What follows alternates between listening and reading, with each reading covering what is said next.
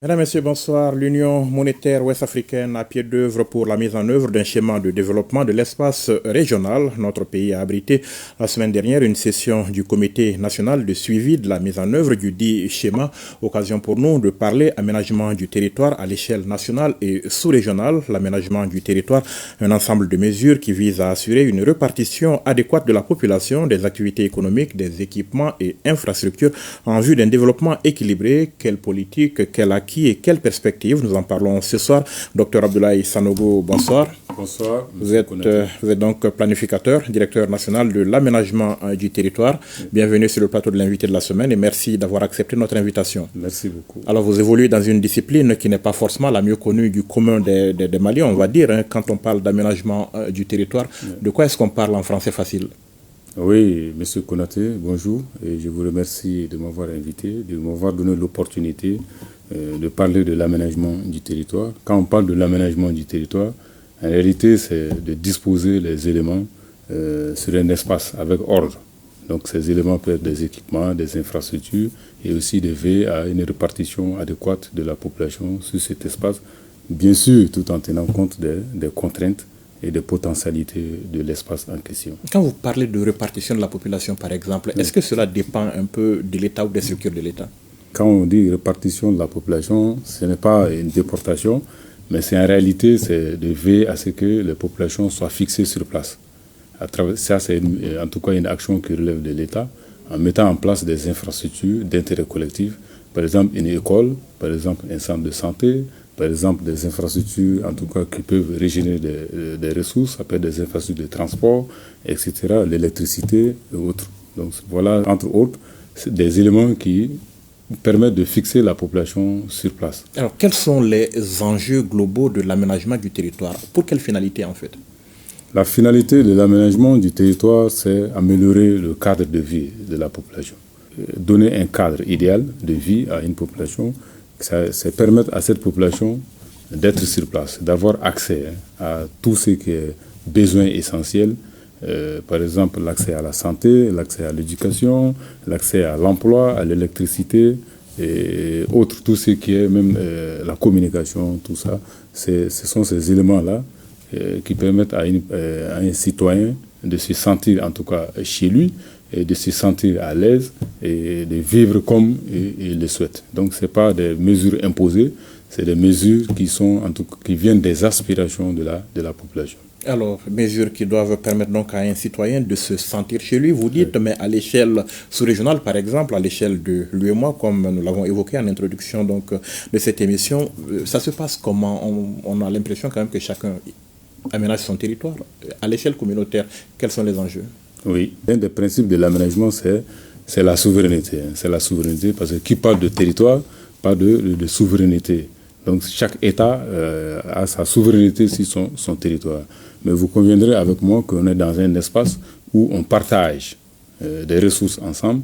Eux aussi, on a des préoccupations communes qui sont, par exemple, entre autres, la gestion des ressources naturelles, par exemple, les cours d'eau, les fleuves que nous avons en commun. Donc les recherchons et comment aussi les valoriser. Nous avons aussi la libre circulation des personnes et des biens. Donc comment faciliter ça?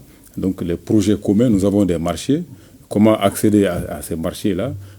Donc notre pays a besoin d'accéder à certains marchés sous-régionaux pour vendre en tout cas ses productions. Ou aussi, certains aussi ont besoin de nos marchés. Comment accéder à ces marchés-là? Donc comment connecter ces marchés-là, ce qui va amener la réalisation des infrastructures routières, des infrastructures en tout cas ferroviaires, etc., etc.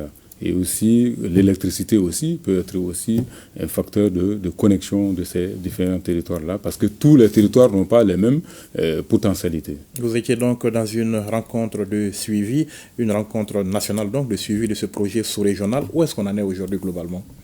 Bon, ce projet-là, c'est un projet qui a été validé en 2020, donc qui est en cours de mise en œuvre dans les 8 pays de l'UEMOA. On l'appelle schéma de développement de l'espace communautaire, donc SDR.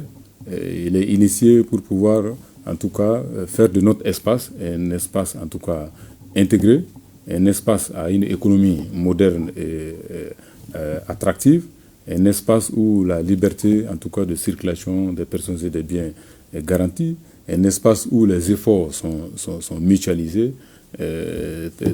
pour faire face aux défis, aux enjeux qui sont aujourd'hui très énormes en matière d'aménagement du territoire, vous le disiez tantôt. C'est des enjeux en tout cas les disparités. Quand vous prenez nos territoires, vous allez vous rendre compte qu'il y a une disparité entre les territoires de l'espace communautaire. Il y a un bloc qui est en avance dans certains domaines par rapport à un autre. Comment faire en sorte que nous ayons un développement en tout cas équilibré, parce que quand un bloc part et laisse l'autre, ça attire la population de l'autre là pour aller vers là où il y a en tout cas les emplois, là où il y a les services. Donc c'est pourquoi aller ensemble est de l'intérêt de tous. Et alors, réaliser tout cela, à quel horizon? Est-ce que vous vous fixez à l'échelle communautaire un horizon, une date butoir? Oui, à l'échelle communautaire, c'est 2040-2041 qui est visé comme horizon pour pouvoir mettre en œuvre beaucoup de projets, en tout cas sous-régionaux et intégrateurs, et qui vont permettre à la population de cet espace-là d'améliorer leurs conditions de vie, d'accéder en tout cas à des emplois et aussi de créer de la richesse. Alors revenons ici au Mali, Vous êtes directeur national de l'aménagement du territoire. On va parler un peu de cette direction. Quelles sont ses missions? Quelle est sa vocation? Merci bien. La direction nationale de l'aménagement du territoire a été créée en 2004 par une ordonnance. Donc c'est une nouvelle direction quand on regarde les autres directions qui sont là depuis un certain nombre d'années. Ce qui fait que c'est une direction qui n'est pas en tout cas très bien connue, alors qu'elle joue en tout cas un rôle très très important en matière de développement. Elle est chargée d'élaborer les éléments de la politique nationale d'aménagement du territoire, d'élaborer et de mettre en œuvre le schéma national d'aménagement du territoire, d'harmoniser l'élaboration et aussi la mise en œuvre des autres schémas au niveau régional et local. Elle est aussi chargée de définir, bien sûr, avec les autres acteurs de développement, les grands pôles de développement économique du Mali. Elle est aussi chargée de mettre en place un système d'information géographique sur l'aménagement du territoire. Donc voilà, entre autres, c'est les missions. Quand on parle, en tout cas, de système d'information géographique, certains vont dire, ça veut dire quoi? C'est pour, en tout cas, un outil informatisé qui renforce la connaissance du territoire.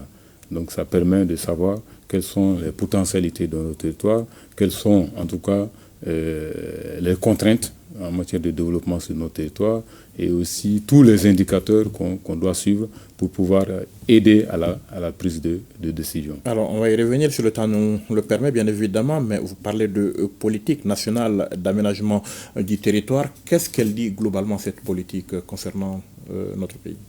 La politique nationale d'aménagement du territoire, comme son nom l'indique, c'est une politique transversale d'abord. Donc ça veut dire que ça prend en compte tous les secteurs. Tous les secteurs, donc c'est une politique multi-secteur et multi-échelle. Donc c'est une politique qui a été adoptée en 2016. Et comme le contexte de l'aménagement du territoire évolue, c'est parce que le contexte socio-économique évolue, donc cette politique à un moment a jugé nécessaire d'orienter le pays vers une nouvelle, en tout cas, vision, qui est d'abord, parce qu'en 2016, donc, il y avait des questions d'intégrité territoriale. Donc la politique dit qu'il faut que notre État, en tout cas, se développe de façon unitaire. Donc le Mali, c'est un État unitaire.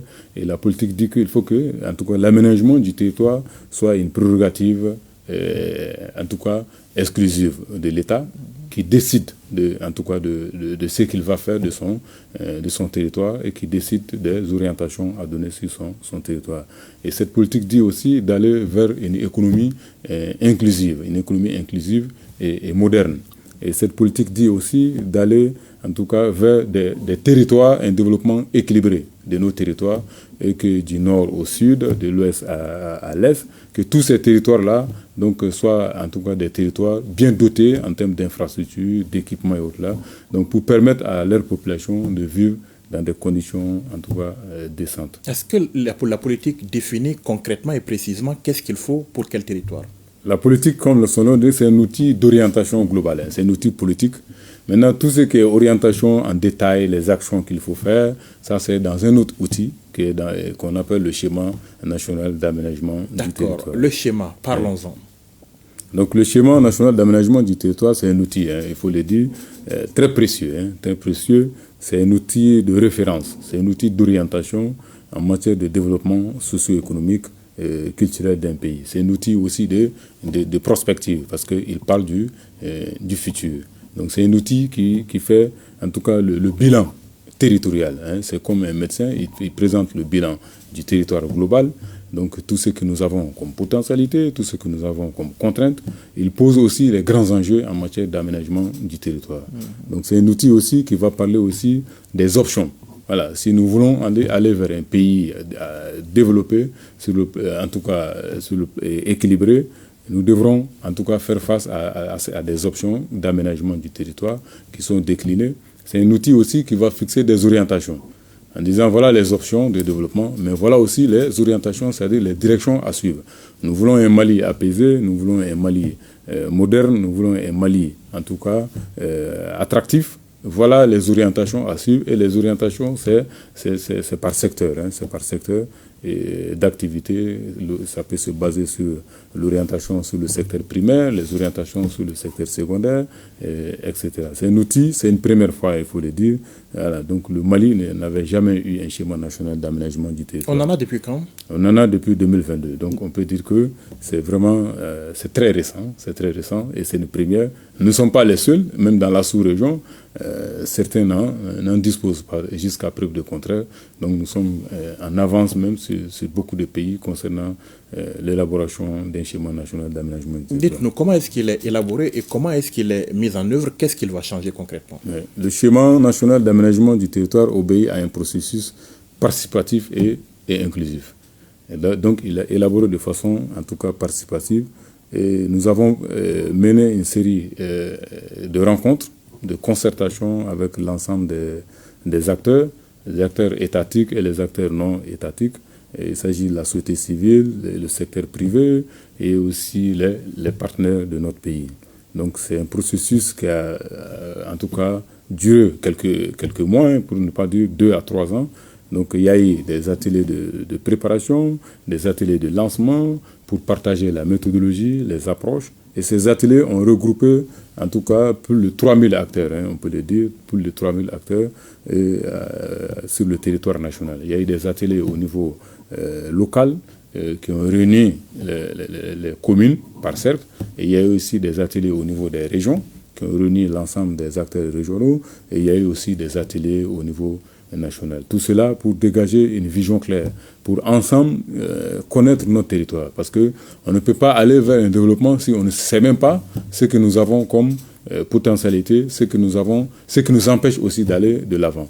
Donc il fait le bilan, et non seulement le bilan il est technique aussi, mais aussi il est participatif. Donc, oui, allez-y. Voilà, donc voilà tous les éléments qui sont réunis. Aussi, il nous permet aussi d'écrire des scénarios. C'est-à-dire un futur possible. En disant, par exemple, si nous suivons la tendance actuelle, voilà, l'évolution des choses normales actuellement constatées, si on laisse ces choses-là évoluer, dans 20 ans, comment en tout cas notre pays sera. Voilà. Il va aussi dire que, attention, si les choses n'évoluent pas comme on le souhaite, donc dans 20 ans, comment on sera. Ça, c'est un scénario catastrophe. Donc il va aussi dire, attention, notre tendance actuelle, c'est-à-dire comme la manière dont on est en train d'évoluer vers le futur, cette tendance n'est pas une bonne tendance. Elle risque de nous conduire vers un scénario catastrophe. Donc c'est pourquoi on va dire, attention, il faut aller vers un meilleur scénario. Et là, on va choisir qu'est-ce qu'on veut être dans 20 ans. Et là, il y a des stratégies qui sont dégagées pour ne pas tomber dans le scénario catastrophe. On dirait que vous détenez quelque part une boule de cristal pour nous dire ce que... Ouais, bon, certains vont dire que c'est pas du bougrida comme certains le disent. C'est partant des réalités. C'est partant des réalités parce que le schéma national, il fait le bilan, pas sur une année, sur un certain nombre d'années. Sur les 10, 15, 20 dernières années, on va faire le bilan sur les 10, 20, 15 dernières années dans tous les secteurs, en disant que voilà le secteur de l'éducation par exemple, sur les 20 dernières années, voilà comment notre taux, en tout cas de scolarisation a évolué, comment le taux d'admission aux différents examens ont évolué sur les 20 dernières années. Et maintenant, actuellement, on est à quel niveau? Vous allez trouver que la courbe est presque soit à la baisse, soit en tout cas ça baisse ou bien ça augmente de temps en temps. Mais vous et moi, quand on va vous montrer ces chiffres, vous allez convenir avec moi que si on évolue comme ça, l'avenir sera sombre. Donc ce n'est pas en réalité, même quand on vous présente ces données-là, vous-même vous pouvez tirer une analyse.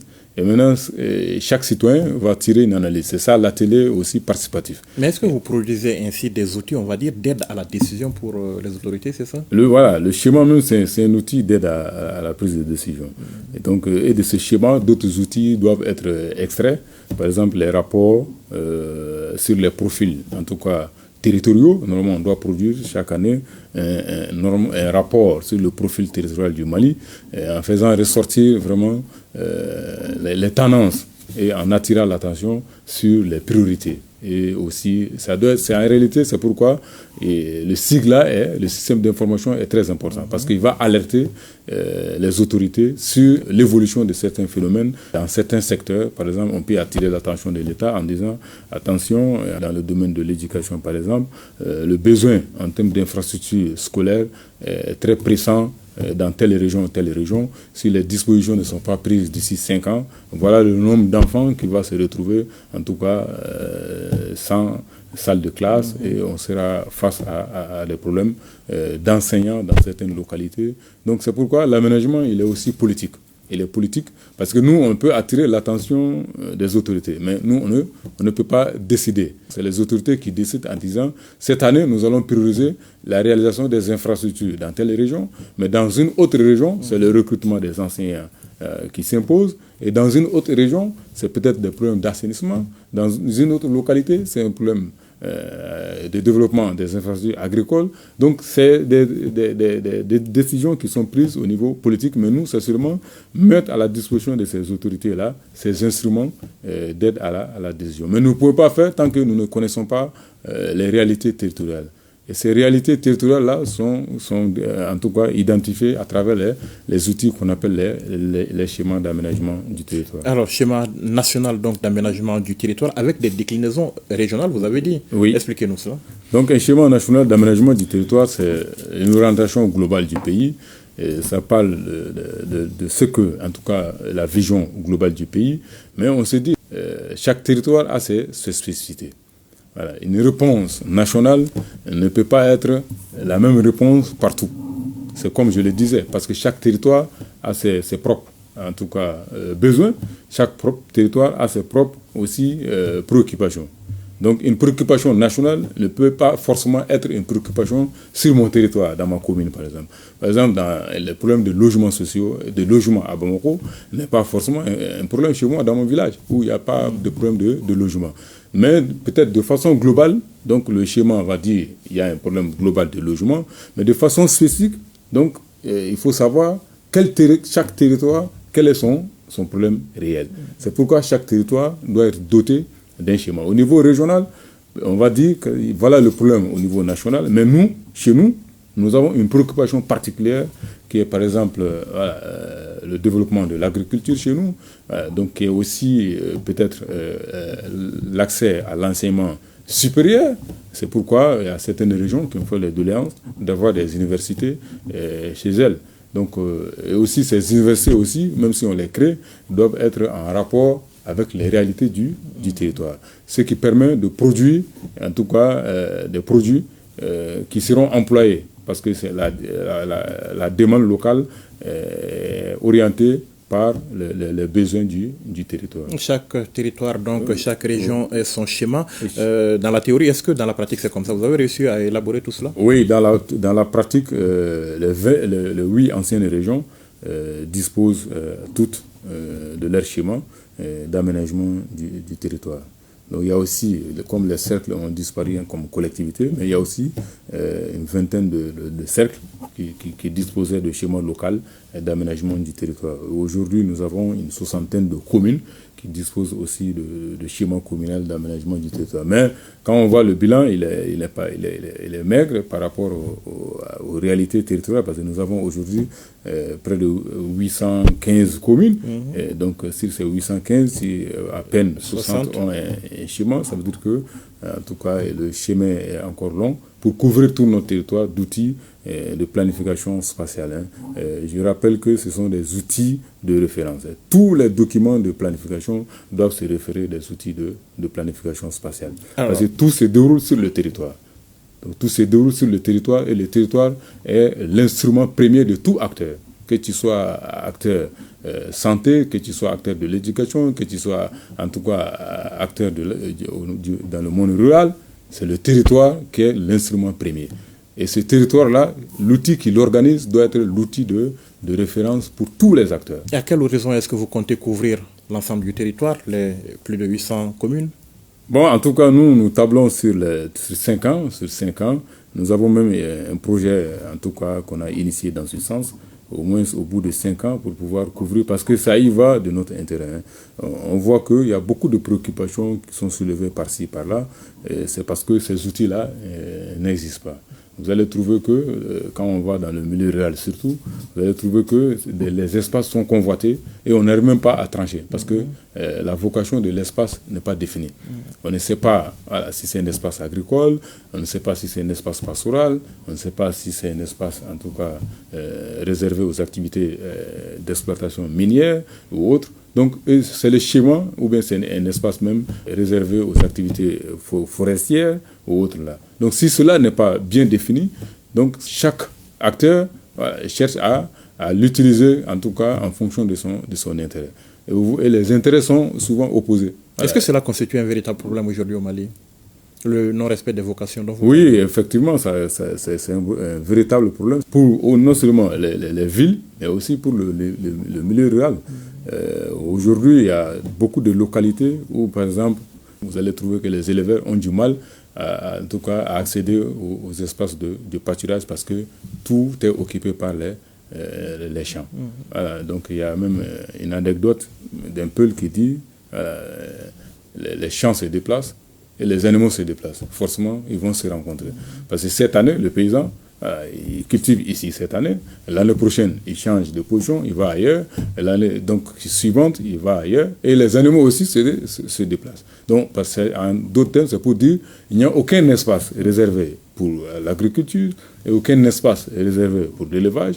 Donc, chacun, en tout cas, se déplace en fonction du potentiel qu'il découvre et veut, en tout cas, s'approprier de l'espace. Ce qui peut, en tout cas, amener des conflits. D'accord. Dans le cas des villes, par exemple, la ville, les centres urbains, est-ce que vous êtes une discipline complémentaire avec l'urbanisme ou des disciplines associées? Ça se passe comment? Bon, l'aménagement du territoire n'est pas une discipline complémentaire à l'urbanisme. L'urbanisme est un volet de l'aménagement du territoire. On ne peut pas réussir l'urbanisme si l'aménagement ne réussit pas. L'urbanisme, c'est l'aménagement dans les villes, comme son nom l'indique. Ça concerne le volet urbain. Mais vous conviendrez avec moi qu'une ville évolue dans un environnement global. Cet environnement global est défini par l'aménagement du territoire.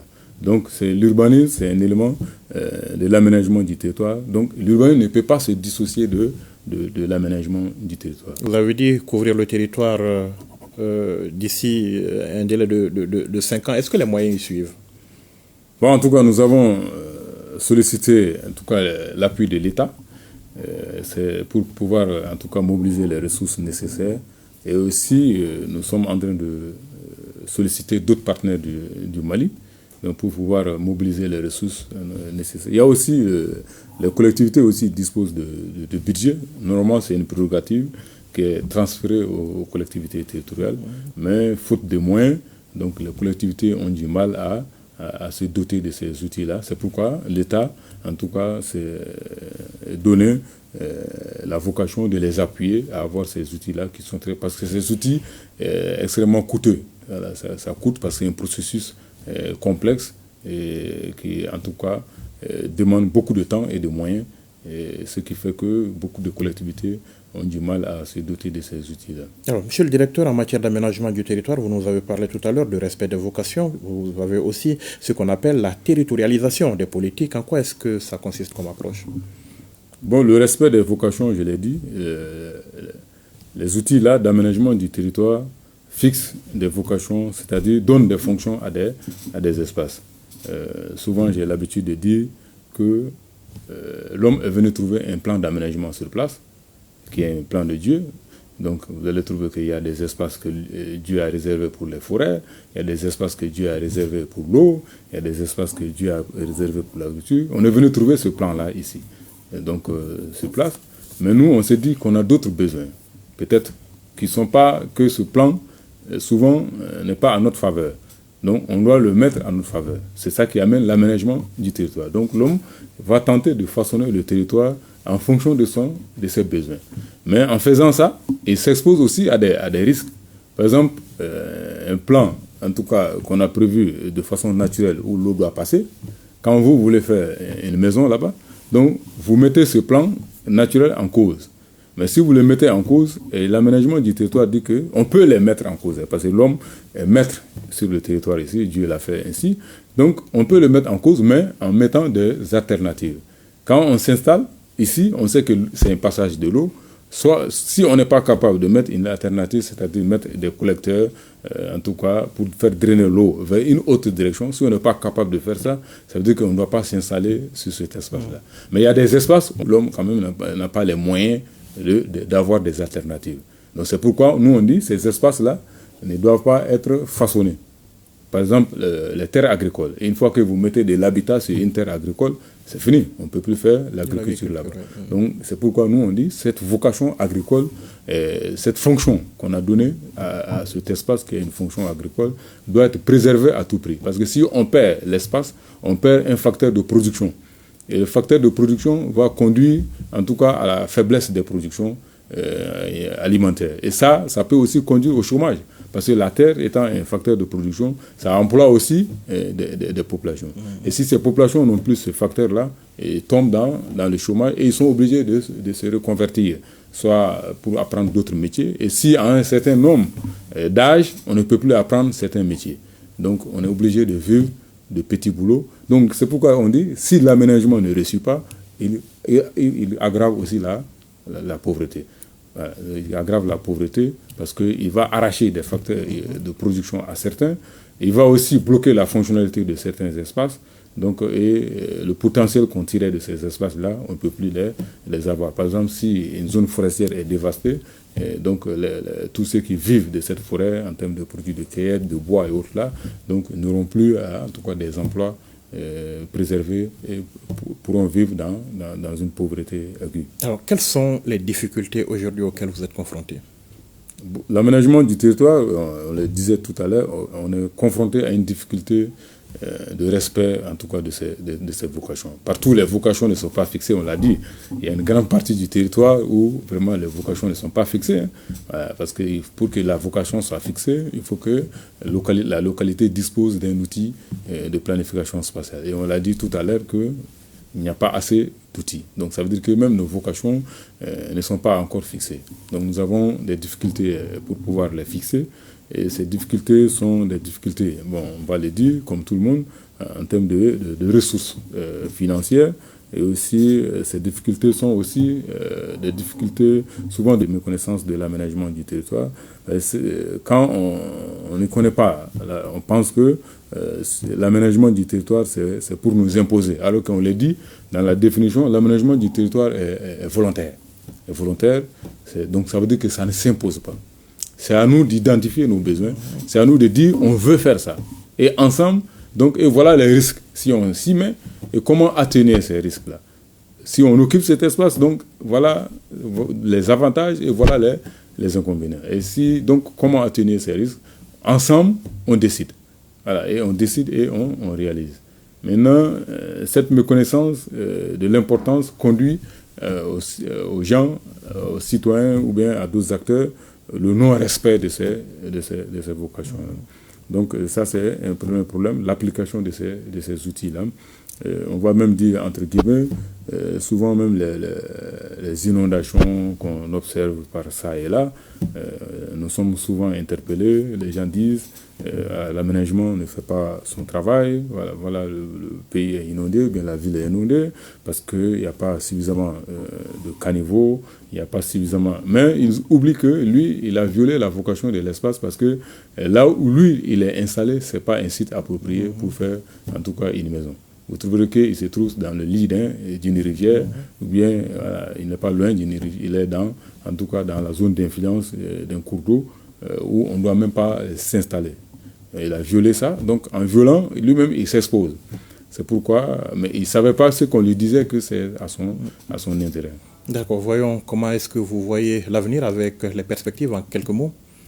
Bon, en tout cas, actuellement, nous pensons que nous voyons un avenir, en tout cas, promoteur, parce que un outil promoteur en tout cas, a été déjà adopté par le gouvernement en Conseil des ministres en 2022.